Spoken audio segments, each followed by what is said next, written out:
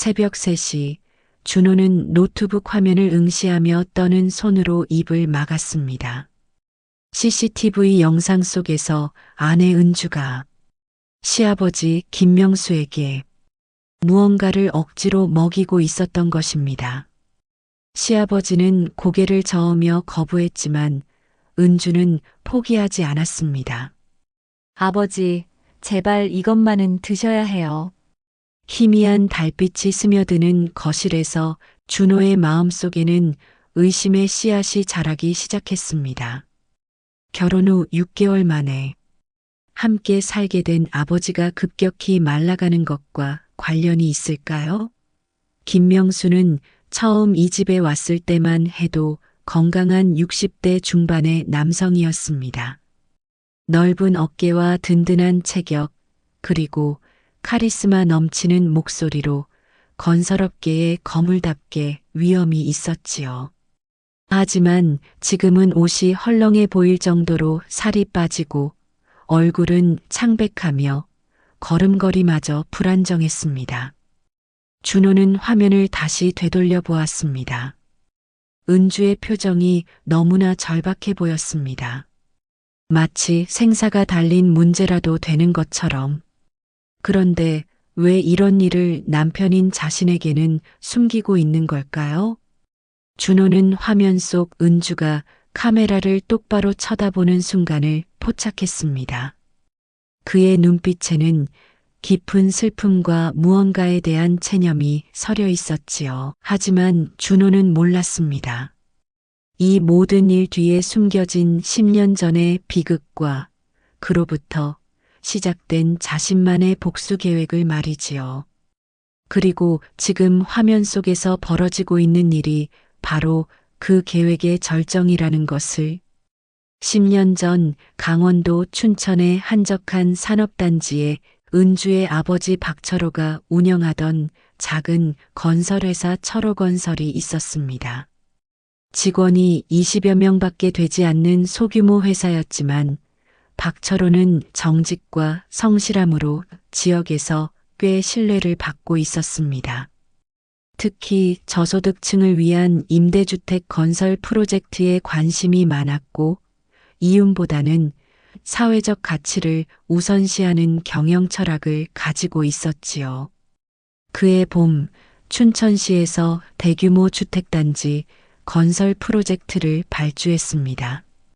총 500세대 규모의 영구 임대주택 건설 사업으로 박철호에게는 생애 최대의 기회였습니다.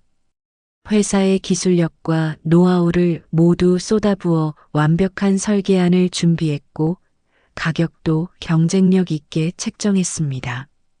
무엇보다 저소득층을 위한 주택이라는 사업 목적에 깊이 공감하여 이윤을 최소화한 원가 입찰을 제출했지요. 입찰 당일 박철호는 확신에 찬 표정으로 시청 회의실에 들어갔습니다. 함께 경쟁하는 업체들 중에는 김명수가 운영하는 명수종합건설도 있었습니다. 서울에 본사를 둔 대형 건설회사로 자산 규모가 철호건설의 수십 배에 달하는 업계 거대 기업이었습니다. 하지만 박철호는 걱정하지 않았습니다. 소규모 임대주택 건설은 대기업보다 중소기업이 더 유리하다고 생각했고 실제로 자신의 입찰가가 가장 경쟁력 있다는 확신이 있었거든요. 그런데 개찰 결과는 충격적이었습니다. 명수종합건설이 박철호보다 30% 이상 낮은 가격으로 낙찰받은 것입니다. 그 가격으로는 정상적인 공사가 불가능할 정도로 터무니없이 낮은 금액이었지요. 박철호는 의아해했습니다. 김명수 같은 거대 기업이 왜 이런 작은 프로젝트에 관심을 가지는 걸까? 그것도 손해를 감수하면서까지. 며칠 후 박철호는 우연히 진실을 알게 되었습니다. 시청 공무원과 김명수 사이에 은밀한 거래가 있었던 것입니다. 김명수는 해당 공무원에게 거액의 뇌물을 제공했고 그 대가로 입찰 정보를 미리 입수하여 덤핑 입찰을 할 수 있었던 거였지요. 더 충격적인 것은 김명수의 진짜 목적이었습니다. 이 프로젝트를 통해 춘천 지역 건설업계의 주도권을 장악하고 박철호 같은 중소업체들을 모두 밀어내려는 계획이었던 것입니다. 박철호는 분노했습니다. 하지만 그보다 더 큰 절망감이 밀려왔습니다. 이 프로젝트에 모든 것을 걸었던 그에게 낙찰 실패는 곧 회사의 파산을 의미했습니다. 이미 성금으로 받을 돈을 계산해서 직원들 급여와 외주업체 대금을 지급했고 새로운 장비도 구입했었거든요. 낙찰이 무산되면서 모든 것이 물거품이 되어버린 것입니다. 박철호는 김명수를 직접 만나 항의했습니다. 서울 강남의 명수종합건설 본사에서 만난 김명수는 여유로운 미소를 지으며 말했습니다. 박 사장, 비즈니스라는 게 원래 양육강식 아닙니까? 실력으로 경쟁해서 진 것을 왜 저에게 화를 내십니까? 실력이라고요? 뇌물로 공무원을 매수한 게 실력입니까? 증거라도 있습니까? 함부로 말하시면 명예훼손으로 고발하겠습니다. 김명수의 태도는 오만하기 그지없었습니다. 박철호가 아무것도 할 수 없다는 걸 알고 있었던 거지요. 실제로 뇌물수수 사실을 입증할 증거를 찾는 것은 불가능했습니다. 모든 거래가 비밀리에 이루어졌고 관련자들은 입을 다물고 있었으니까요. 결국 철호건설은 부도가 났습니다. 20여 명의 직원들은 하루아침에 일자리를 잃었고 협력업체들도 외상 대금을 받지 못해 연쇄부도 위기에 내몰렸습니다. 박철호는 마지막까지 직원들과 협력업체들을 위해 개인 재산까지 털어 대금을 지급하려 노력했지만 역부족이었습니다. 30년간 건설업에 종사하며 쌓아온 모든 것이 무너져 내렸습니다. 가장 큰 고통은 가족들이 겪어야 했습니다. 지민의 어머니는 충격으로 심장병이 악화되어 입원했고 지민은 대학 4학년이었지만 등록금을 낼 수 없어 휴학계를 내야 했습니다. 집도 경매에 넘어갔고 가족들은 작은 월세방으로 이사해야 했지요. 박철호는 점점 위축되어 갔습니다. 자신 때문에 가족들이 그리고 많은 사람들이 피해를 보고 있다는 죄책감에 시달렸습니다. 밤마다 술을 마시며 자책했고 김명수에 대한 원망과 분노를 키워갔지요. 하지만 그 분노를 표출할 곳은 어디에도 없었습니다. 내가 너무 순진했다. 세상이 이렇게 더러운데 혼자만 깨끗하게 살려고 했으니 박철호는 지민에게 자주 이런 말을 했습니다. 딸이 보기에 아버지는 날마다 더 작아져 가는 것 같았습니다.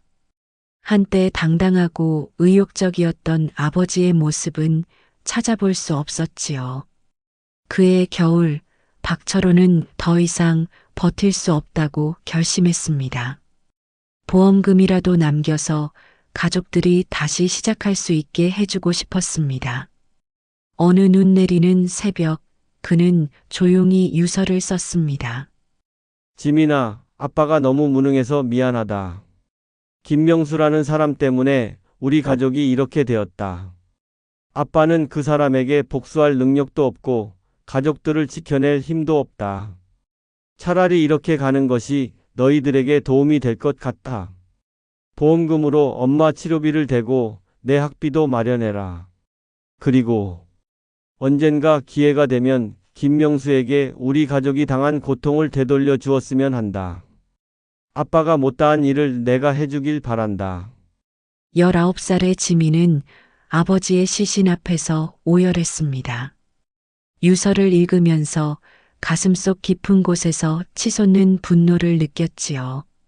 김명수, 그 이름이 지민의 뇌리에 깊이 각인되었습니다. 아버지, 꼭 복수하겠습니다. 김명수가 우리 가족에게 한 짓을 반드시 되돌려주겠습니다. 지민은 아버지의 영정 앞에서 눈물을 흘리며 다짐했습니다. 그날부터 지민의 인생에는 오직 하나의 목표만 있었습니다. 복수? 장례를 마친 후 지민은 치밀하게 계획을 세우기 시작했습니다. 김명수에게 직접적으로 해를 가할 수는 없었습니다. 그에게는 그런 권력도, 재력도, 능력도 없었으니까요. 하지만 다른 방법이 있었습니다. 김명수의 가장 소중한 것을 빼앗는 것. 바로 그의 아들을 이용하는 것이었지요. 지민은 김명수의 아들 김준호에 대해 철저히 조사했습니다. 서울대 경영학과를 졸업하고 대기업에 다니는 29살의 엘리트. 성격이 온화하고 사교성이 좋으며 특히 가족을 무엇보다 소중히 여기는 효자라는 정보를 얻었습니다. 은주는 김준호의 일상을 파악했습니다. 직장, 자주 가는 카페, 취미 활동, 친구들 모임까지. 그리고 2년간의 준비 끝에 지민은 작전을 실행했습니다. 우선 자신의 신분을 철저히 세탁했습니다. 박지민이라는 본명 대신 은주라는 이름을 쓰기 시작했고 과거 이력을 모두 지웠습니다. 아버지의 보험금으로 서울로 올라와 미용학원에 다니며 미용사 자격증을 땄고 강남의 한 미용실에서 일하기 시작했습니다. 김준호가 자주 가는 헬스클럽에 등록한 것도 이 즈음이었습니다. 지민은 매일같이 김준호와 마주치며 자연스럽게 인사를 나누기 시작했습니다. 처음에는 단순한 헬스클럽 동료로, 점차 운동 파트너로, 그리고 마침내 커피를 함께 마시는 사이로 발전시켰지요. 김준호는 지민에게 매력을 느꼈습니다. 아름답고 차분하며 무엇보다 순수해 보이는 지민에게 점점 빠져들었습니다. 지민 역시 연기가 아닌 진심으로 김준호에게 호감을 느끼기 시작했습니다.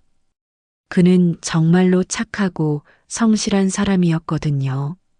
하지만 지민은 자신의 진짜 목적을 잊지 않았습니다. 6개월간의 연애 끝에 김준호가 프로포즈했을 때 지민은 기쁘면서도 복잡한 마음이었습니다. 김준호를 진심으로 사랑하게 되었지만 동시에 그는 복수의 수단이기도 했으니까요. 하지만 지민은 결심했습니다. 김준호와 결혼해서 김명수에게 가까이 다가가 그가 자신의 아버지에게 했던 것처럼 천천히 그를 무너뜨리겠다고. 결혼식은 화려했습니다.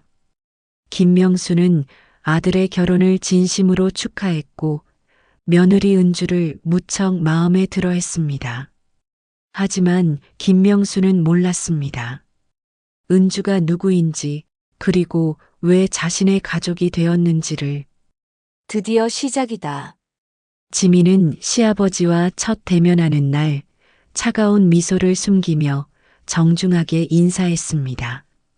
김명수를 보는 순간 아버지의 마지막 모습이 떠올라 온몸이 떨렸지만 은주는 완벽하게 감정을 통제했습니다. 10년간 준비해온 이 순간을 위해서라면 무엇이든 할 수 있었거든요. 신혼 3개월 후 은주는 김준호에게 제안했습니다. 여보, 아버님을 모시고 사는 게 어떨까요? 혼자 계시면 외로우실 텐데. 김준호는 아내의 배려심에 감동했습니다. 신혼부부가 시부모를 모시겠다고 먼저 제안하는 며느리가 어디 있겠습니까? 김명수도 기뻤습니다. 이렇게 좋은 며느리를 만나게 해준 것에 대해 하늘에 감사했지요. 김명수가 이사 온 첫날 밤 지민은 조용히 자신의 방에서 복수 계획을 재점검했습니다. 첫 번째 목표는 김명수의 건강을 서서히 해치는 것이었습니다.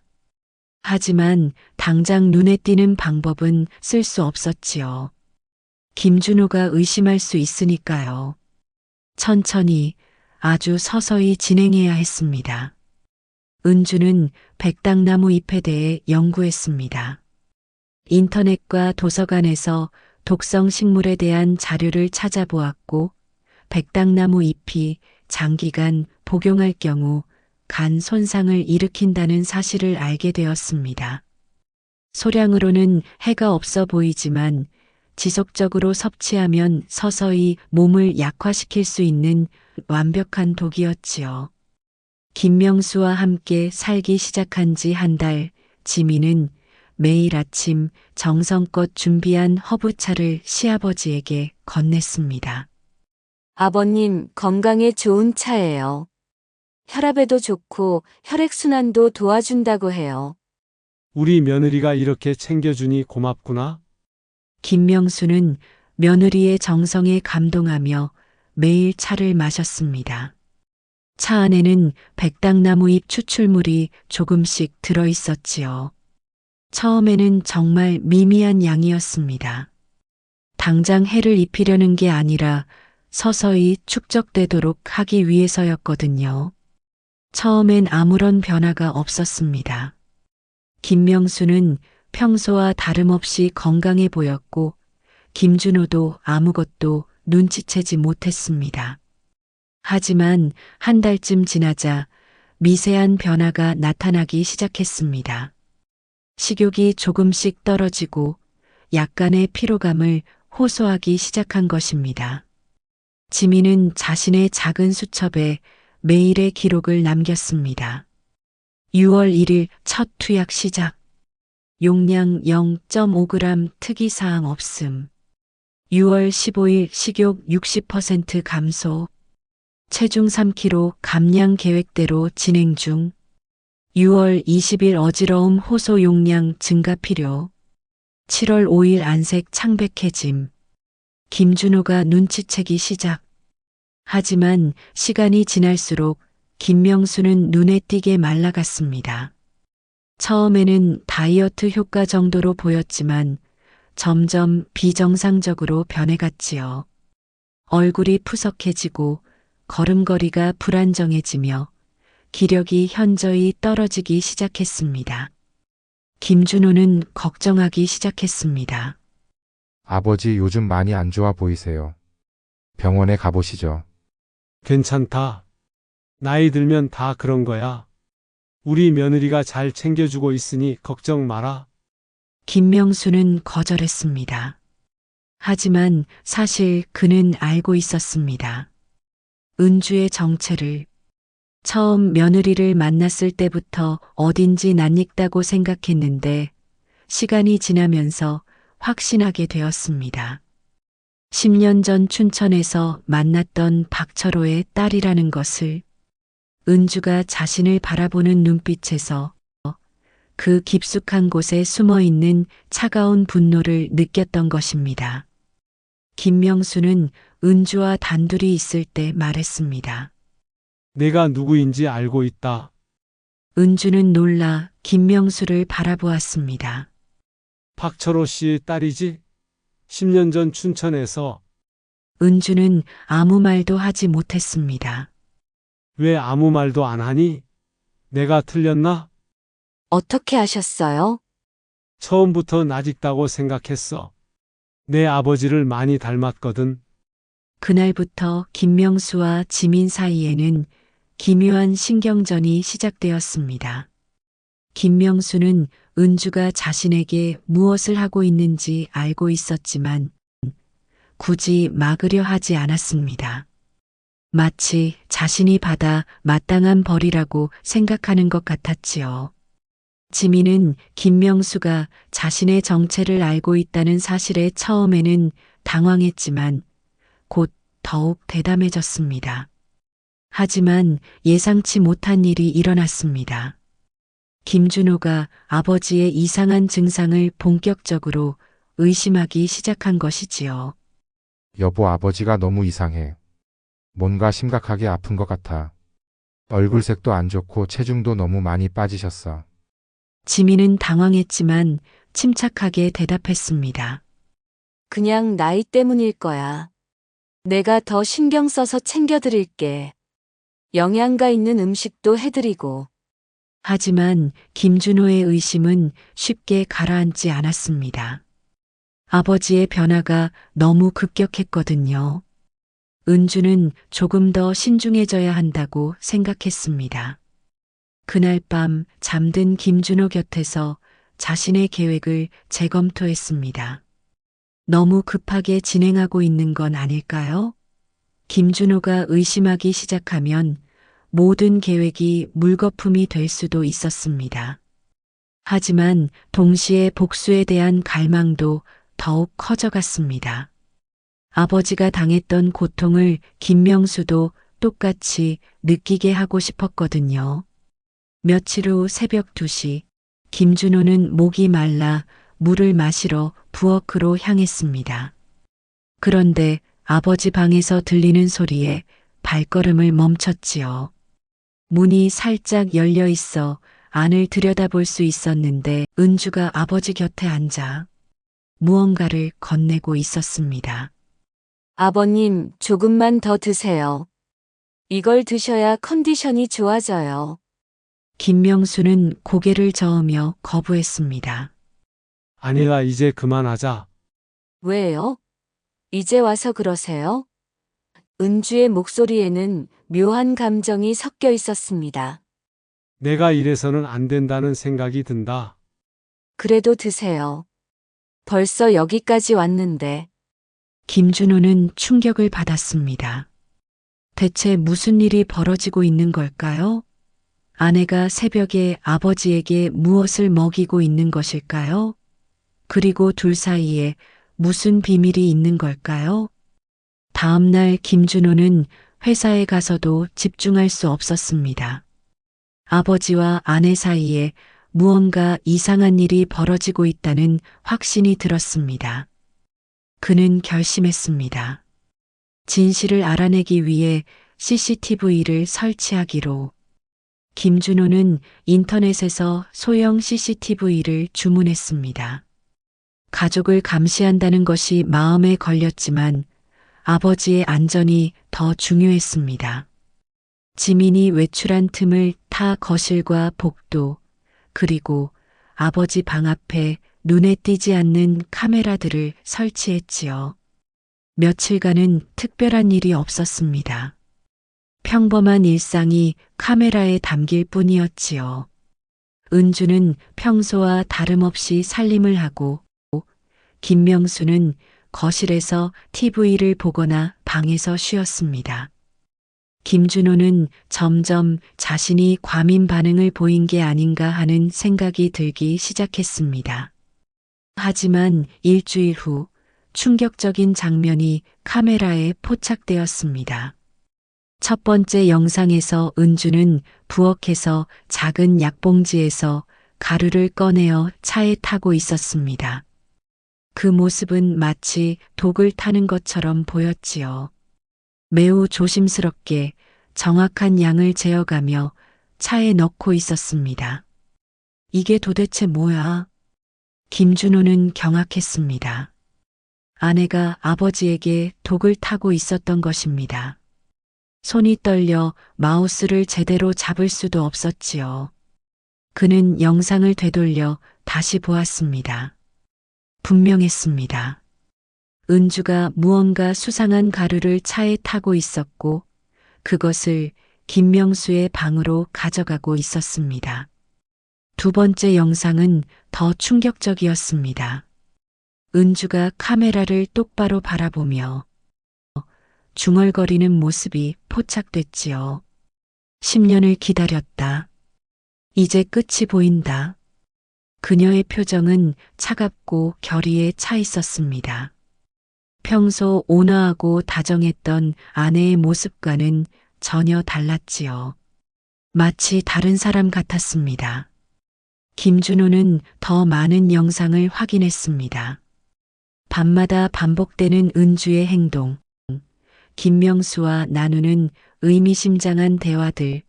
그리고 아버지가 점점 약해져 가는 모습. 모든 것이 연결되어 있었습니다. 아내가 체계적으로, 계획적으로 아버지를 독살하고 있었던 것입니다. 세 번째 영상에서 마침내 김명수가 쓰러졌습니다. 저녁 식사 후 거실에서 TV를 보던 중 갑자기 가슴을 움켜쥐며 바닥에 쓰러진 것이지요. 은주는 즉시 119에 신고했지만 김준호는 그녀의 표정에서 묘한 만족감을 느꼈습니다. 마치 계획이 성공적으로 진행되고 있다는 듯한. 김준호는 모든 영상을 USB에 저장했습니다. 그리고 프린터로 몇 장의 스크린샷을 뽑았지요. 증거를 확보한 후 그는 병원으로 향했습니다. 아버지는 응급실에서 치료를 받고 있었고 은주는 걱정스러운 표정으로 복도에서 기다리고 있었습니다. 여보, 다행히 큰 문제는 없대. 과로와 스트레스 때문일 거라고 하시네. 은주가 김준호를 안심시키려 했지만 김준호의 표정은 차가웠습니다. 여보, 우리 얘기 좀 해야겠어. 무슨 얘기? 집에서 하자. 그날 밤 집에서 김준호는 은주와 마주 앉았습니다. 거실 테이블 위에는 인쇄된 CCTV 스크린샷들이 놓여 있었지요. 은주는 그것들을 보는 순간 얼굴이 창백해졌습니다. 여보, 이게 뭐야? 김준호의 목소리는 떨리고 있었습니다. 설명해. 왜 아버지에게 독을 탔어? 지민은 한동안 아무 말도 하지 못했습니다. 마침내 발각된 것입니다. 10년간 준비해온 계획이 완벽하다고 생각했던 복수가 무너지는 순간이었지요. 대답해. 도대체 왜 이런 짓을 한 거야? 김준호는 목소리를 높였습니다. 그는 평생 이렇게 화를 낸 적이 없었지요. 하지만 사랑하는 아버지가 독살당하고 있었다니 더 이상 참을 수 없었습니다. 지민은 더 이상 숨길 수 없다는 걸 알았습니다. 모든 증거가 김준호 손에 있었고 거짓말로 넘어갈 수 있는 상황이 아니었지요. 그녀는 천천히 진실을 털어놓기 시작했습니다. 나는 박지민이야. 김준호는 무슨 소리인지 이해할 수 없었습니다. 박지민? 그게 무슨? 내 진짜 이름이야. 은주는 가명이었어. 김준호는 머리를 한 대 맞은 듯 했습니다. 아내가 가짜 이름을 쓰고 있었다니. 10년 전 당신 아버지 때문에 파산하고 죽음을 선택한 박철호의 딸이야. 뭐라고? 김준호는 믿을 수 없다는 표정을 지었습니다. 당신 아버지는 불법적인 방법으로 내 아버지의 회사를 무너뜨렸어. 뇌물과 권력으로 우리 가족을 파멸시켰지. 내 아버지는 그 충격으로 스스로 목숨을 끊었어. 지민의 목소리는 점점 격해졌습니다. 10년간 억눌러온 분노와 슬픔이 터져나오고 있었지요. 그리고 나는 10년 동안 복수를 계획해왔어.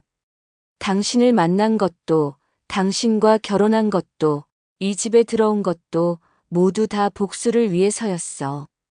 김준호는 충격에 빠졌습니다. 자신과의 만남이, 연애가, 결혼이 모두 계획된 일이었다니. 그럼 나에 대한 사랑도 다 거짓이었던 거야?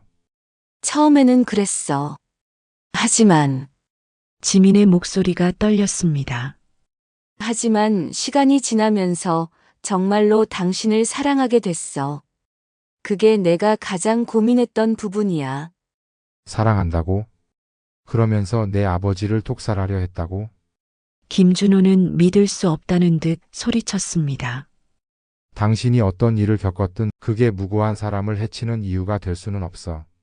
무고한 사람, 지민도 소리쳤습니다. 당신 아버지가 무고하다고. 내 아버지와 우리 가족을 파멸시킨 사람이 두 사람 사이에는 격한 언쟁이 오갔습니다. 김준호는 아버지를 변호했고 지민은 자신의 복수가 정당하다고 주장했지요. 하지만 점점 지민의 목소리가 작아졌습니다. 김준호를 진심으로 사랑하게 된 자신 때문에 확신이 흔들리고 있었거든요.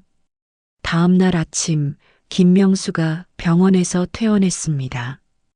의사는 급성 간기능 저하로 인한 증상이라고 진단했지만 정확한 원인을 찾지 못했다고 했습니다. 김준호 은주가 사용한 독이 무엇인지 의사에게 말하고 싶었지만 그럴 수 없었습니다. 그러면 지민이 경찰에 붙잡힐 테니까요. 집으로 돌아온 김명수는 김준호와 지민을 거실로 불렀습니다. 그의 얼굴은 창백했지만 눈빛은 또렷했지요. 이제 모든 걸 얘기할 때가 된 것 같구나. 의식을 되찾은 김명수는 김준호와 지민을 불러 모았습니다. 너의 정체를 처음부터 알고 있었다. 지민은 놀라 김명수를 바라봤지요. 김준호도 무슨 소리인지 이해할 수 없었습니다. 아버지 무슨 말씀이세요? 지민이는 10년 전 내가 잘못을 저지른 가족의 딸이야. 김명수는 김준호를 바라보며 말했습니다. 그날 내 아버지 박철호 씨의 회사를 무너뜨린 건 맞다. 하지만 너는 모르는 게 있어? 김명수는 떨리는 목소리로 계속했습니다. 나는 그 일 이후 단 하루도 편하게 잠든 적이 없었다. 내 아버지가 그런 선택을 하신 걸 알고는 잠을 이룰 수 없었어. 지민의 눈이 커졌습니다. 거짓말. 거짓말이 아니야. 내가 그 후로 한 일들을 봐라. 김명수는 서재로 가서 큰 상자를 가져왔습니다. 그 안에는 수많은 서류들이 들어 있었지요. 내 아버지 회사 직원들 모두 우리 회사에서 받아들였어. 그들의 퇴직금도 2배로 줬고 재취업까지 도와줬다. 지민은 서류를 들여다보았습니다. 정말로 아버지 회사 직원들의 입사 서류와 지급 내역이 있었습니다. 그리고 이것도 봐라. 김명수는 또 다른 통장을 꺼냈습니다. 그 안에는 10년간 매월 적립된 거액의 돈이 있었지요. 이건 내 아버지와 너를 위해 모아둔 거야. 언젠가 진실을 알려주고 싶었어? 이것도 김명수는 서랍에서 또 다른 서류를 꺼냈습니다. 내 대학 등록금, 생활비, 그리고 미용학원 학비까지 모두 내가 익명으로 지원했어. 지민은 충격을 받았습니다. 자신이 대학을 졸업하고 미용사가 될 수 있었던 것이 모두 김명수 덕분이었다니. 왜 그런 일을? 속죄하는 마음이었어. 내가 저지른 일에 대한 책임을 지고 싶었지. 그럼 처음부터 제 정체를 아셨다면서 왜 아무 말씀 안 하셨어요? 지민이 물었습니다. 너희가 행복해 보였으니까. 그리고 김명수가 한숨을 쉬었습니다. 나는 벌을 받아야 한다고 생각했어. 내가 나에게 무엇을 하려는지 알았지만 그것이 내가 치러야 할 대가라고 생각했다. 그때 김준호가 입을 열었습니다. 아버지 그럼 지민이가 독을. 알고 있었어. 하지만 막지 않았지. 그게 내가 받아야 할 벌이라고 생각했으니까. 김명수의 눈에 눈물이 고였습니다. 하지만 내가 그 사실을 알게 되면서 모든 게 달라졌어. 내 죄 때문에 너까지 고통받게 할 수는 없었거든. 지민은 혼란스러웠습니다. 10년 동안 품어온 분노와 복수심이 흔들렸지요. 김명수가 진심으로 후회하고 있었고 나름대로 속죄하려 노력했다는 사실을 알게 된 것입니다. 그럼 지금까지 제가 한 일은 이해한다. 김명수가 말했습니다. 내가 나를 미워하는 것도 복수하려 한 것도 충분히 이해해. 하지만 이제는 그만하자. 더 이상은 모두에게 상처만 줄 뿐이야. 지민아, 김준호가 아내를 바라보며 말했습니다. 내가 겪은 아픔을 이해해. 하지만 이제 그만하자. 우리 모두 다른 방법을 찾아보자. 지민의 눈에서 눈물이 흘러내렸습니다. 나는 어떻게 해야 해? 10년 동안 복수만 생각하며 살아왔는데, 김명수가 일어나 지민에게 다가갔습니다. 그리고 그녀의 손을 잡았지요. 이제부터는 복수가 아닌 용서를 생각해보자. 내 아버지도 그걸 원하실 거야. 하지만 아버지는 돌아오지 않아요. 돌아오지 않아. 하지만 너는 살아있어. 그리고 새로운 가족이 생겼잖아. 그것만으로도 내 아버지는 기뻐하실 거야. 그날 밤 세 사람은 거실에서 밤늦게까지 이야기를 나누었습니다. 과거의 상처, 현재의 아픔, 그리고 미래에 대한 희망까지 10년간 쌓여온 오해와 증오가 조금씩 풀리기 시작했지요. 며칠 후 지민은 김명수의 침대 옆에 앉아 있었습니다. 그녀의 손에는 일반 허브차가 들려 있었지요. 더 이상 독이 들어있지 않은 진짜 건강차였습니다. 아버님, 그래, 지민아. 정말 미안해요. 제가 너무 어리석었어요. 김명수가 지민의 손을 잡았습니다. 미안해 할 건 나야. 내 아버지를, 그리고 너에게 이런 상처를 줘서. 두 사람은 서로를 바라보며 눈물을 흘렸습니다. 10년간의 원한이 조금씩 녹아내리고 있었지요. 앞으로 제가 진짜 며느리가 되어도 될까요? 물론이지. 너는 이미 내 딸이야. 김명수의 말에 지민은 더욱 눈물을 흘렸습니다. 복수를 위해 시작한 관계였지만 이제는 진정한 가족애를 느끼고 있었거든요. 6개월이 지났습니다. 아버님, 약 드실 시간이에요. 지민이 정성스럽게 준비한 약과 따뜻한 차를 들고 김명수의 방에 들어갔습니다. 이제는 정말로 건강을 위한 것들이었지요. 김명수의 건강은 많이 회복됐습니다. 지민의 정성스러운 간병과 김준호의 사랑 덕분이었습니다. 우리 며느리 덕분에 내가 이렇게 건강해졌구나. 제가 해드린 건 아무것도 없어요. 아니야. 내가 진짜 가족이 되어줘서 고마워. 거실에서는 김준호가 가족 사진을 정리하고 있었습니다. 이제는 진짜 가족이 된 세 사람의 사진들이었지요. 저녁 식사 시간에 김명수는 며느리를 바라보며 미소 지었습니다. 이제 그녀의 눈에서는 차가운 복수심 대신 따뜻한 사랑이 보였지요. 아버님, 제가 처음에 왜 결혼했는지 아시죠? 그럼 복수하려고 했다며? 하지만 지금은 정말로 이 가족을 사랑해요. 당신들이 제게 진짜 가족이 뭔지 가르쳐 주셨어요. 김준호가 아내의 손을 꼭 잡았습니다. 우리 모두 힘든 시간을 보냈지만 이제는 진짜 가족이야. 그리고 앞으로도 계속 함께 할 거야. 세 사람은 서로를 바라보며 미소 지었습니다. 과거의 상처는 여전히 아팠지만 이제는 그것을 함께 치유해 나갈 수 있다는 확신이 있었지요. 어느 날 저녁 김준호는 서재에서 CCTV 장비를 정리하고 있었습니다. 더 이상 감시가 필요 없었으니까요. 여보, 이거 다 버릴 거야? 지민이 들어와서 물었습니다. 응, 이제 필요 없잖아. 그런데 이 영상들 중에 보관하고 싶은 게 있어. 지민은 컴퓨터 화면을 가리켰습니다. 그곳에는 세 사람이 거실에서 함께 웃고 있는 모습이 담겨 있었지요. 진실이 밝혀진 후 처음으로 함께 웃었던 그 순간이었습니다. 이 영상들을 보면 우리가 언제부터 진짜 가족이 되었는지 알 수 있을 것 같아. 김준호도 화면을 보며 미소 지었습니다. 의심과 분노로 시작된 결국은 진실을 발견하고 사랑을 확인하는 도구가 되었지요. 맞아, 이 영상들은 우리의 소중한 기록이야. 어떻게 우리가 진짜 가족이 되었는지 보여주는.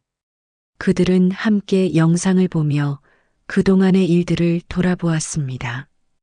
의심과 오해, 분노와 복수심으로 얼룩졌던 시간들이었지만 그 모든 과정을 통해 진정한 가족애를 발견했다는 것을 깨달았지요. 1년 후 봄날, 지민은 박철호의 묘소 앞에서 김명수와 함께 절을 올렸습니다. 김준호도 옆에서 함께 했지요. 아버지, 저 이제 행복해요. 복수보다는 용서가 더 큰 힘이 있다는 걸 알았어요. 김명수가 박철호의 묘비 앞에서 깊이 고개를 숙였습니다. 철호야, 미안하다. 내가 저지른 일로 너를 떠나보내게 해서. 하지만 고맙다. 이렇게 좋은 딸을 내 가족으로 보내줘서. 그는 진심을 담아 사과했습니다. 10년 늦은 사과였지만 그 무게는 결코 가볍지 않았지요. 제사를 마치고 돌아오는 길, 세 사람은 손을 맞잡고 걸었습니다. 봄바람이 뺨을 스치며 새로운 시작을 알리는 것 같았지요. 여보, 아버님께 말씀드릴 게 있어.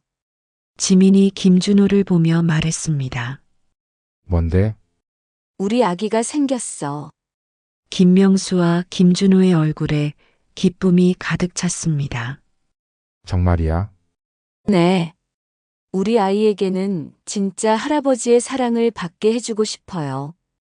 그리고 복수가 아닌 사랑이 뭔지 가르쳐 주고 싶어요. 김명수의 눈에서 눈물이 흘러내렸습니다. 고맙다. 정말 고맙다. 내가 이런 기쁨을 누릴 자격이 있을까 싶지만 있으세요. 지민이 단호하게 말했습니다. 과거의 실수는 되돌릴 수 없지만 미래는 우리가 만들어 갈 수 있어요. 우리 아이에게는 사랑으로 가득한 가정을 만들어 주고 싶어요.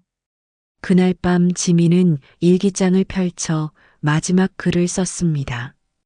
복수는 나를 파괴했지만 용서는 우리 모두를 구원했습니다. CCTV로 시작된 의심이 결국 진정한 사랑을 발견하게 해주었지요.